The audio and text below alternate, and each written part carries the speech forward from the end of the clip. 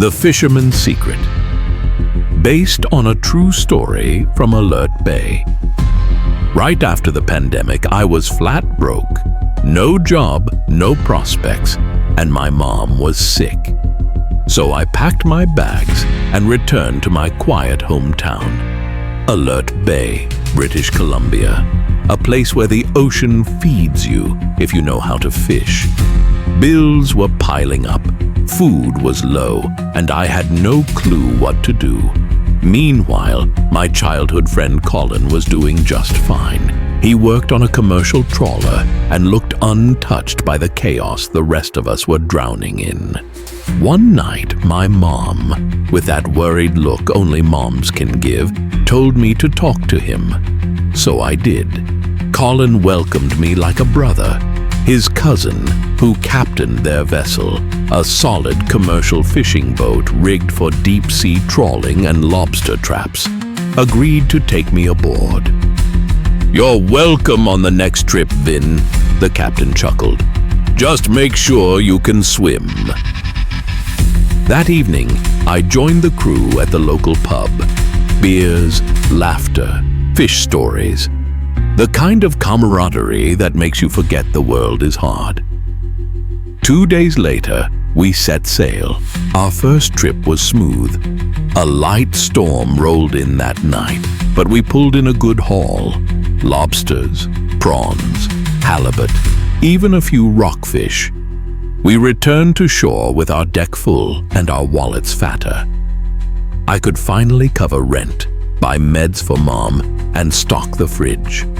It felt like life was turning around. But that night at the pub, 2 black SUVs pulled up. Out stepped 3 men in suits. The captain stepped out, shook hands, and took a heavy-looking duffel bag straight to his truck. Nobody said a word. I figured, buyers. On our next trip, I noticed 2 large tempered glass tanks loaded onto the stern. "Aquariums?" I asked Colin. He just laughed and said, "That's the real catch." That night, out in the open Pacific, another storm hit. Nothing major, but the swells slapped hard and the wind howled low.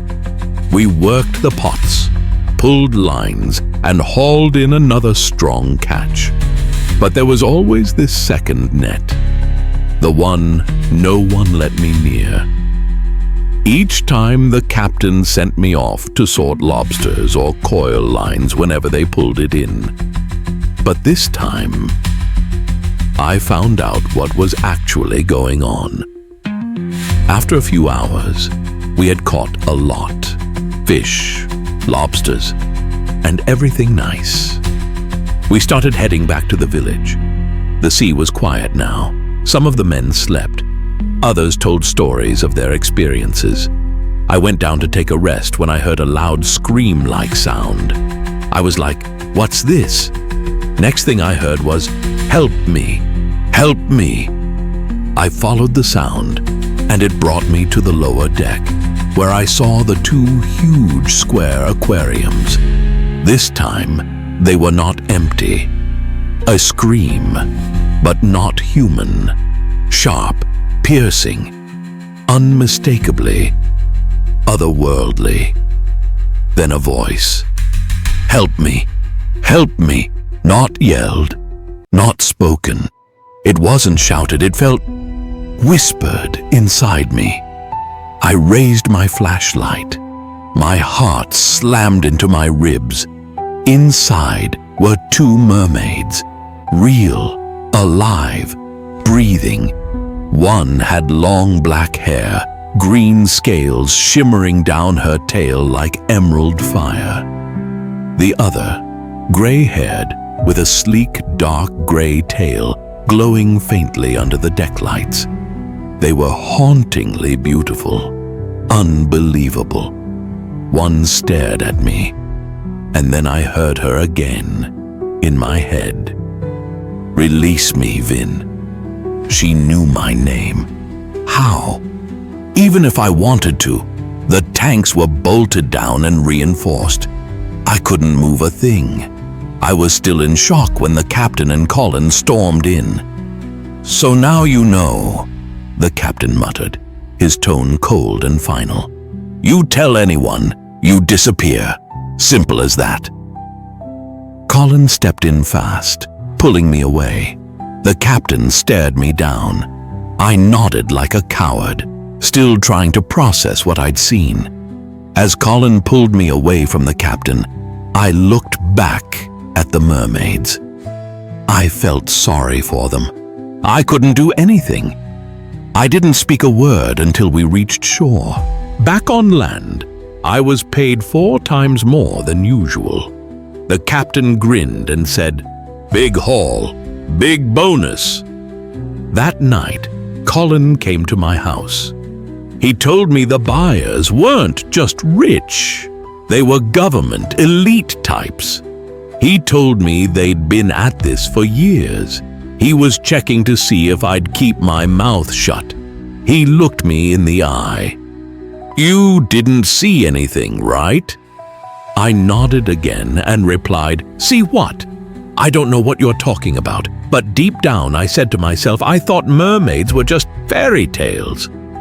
Colin smiled, but he didn't look convinced. The next day, I showed up at the dock. The captain wouldn't look at me. The other crew barely spoke. Something had shifted. I knew I wasn't safe anymore. I had seen too much. So I made a move. You see, I had been putting money aside, and that last payout was massive. I finally felt ready to start a small business. One day, quietly, after one of our pub nights, when I knew they'd be deep asleep, I packed my things, grabbed my mom, and left Alert Bay. We moved to New Zealand. I started a small landscaping business, quiet, clean, peaceful. One day, years later, I visited the local docks, just out of nostalgia, and I saw it. Again, a boat being loaded with glass tanks, the exact same kind. I didn't say a word, just smiled and walked away, because I knew exactly what they were for. Some stories hide beneath the surface. Some secrets drift quietly with the tide. But once you've seen what's out there, you never forget. Thanks for listening to Stories by King Chico. Until next time, stay curious and always listen to the sea.